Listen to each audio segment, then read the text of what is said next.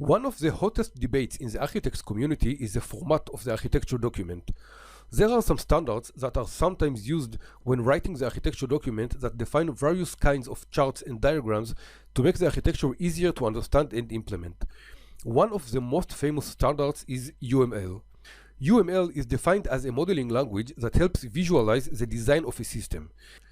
It consists of software concepts such as activities, components, and interactions, as well as diagrams visualizing the system design such as class diagram and use case diagram. However, I am usually not using UML in my architecture documents. The reason for that is quite simple. Remember the document's audience? Good.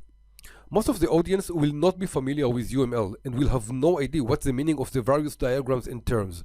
And if the document contains a lot of this stuff, you will find yourself wasting a lot of time explaining in plain English, or whatever your local language is, what did you mean and what should actually be developed. In my experience, after designing hundreds of systems, the most effective architecture document is the most simple one. Meaning, just use plain English. Describe in simple words what the design of the system is. Don't use too many buzzwords all over the document. Try to get into the mind of your readers. Will they understand what you are trying to say? Now, sometimes you will want to visualize various concepts of the design. You will see that in the document we will discuss later in this course. For this, use the software you have in hand. It can be PowerPoint, Visio, Apple Keynote, whatever suits you. Just make sure the visualization is clear and concise and of a high quality, and not cluttered with unnecessary items and shapes.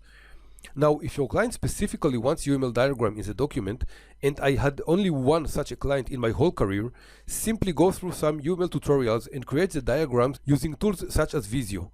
If you are fluent with PowerPoint, you can quite easily use it also for these diagrams.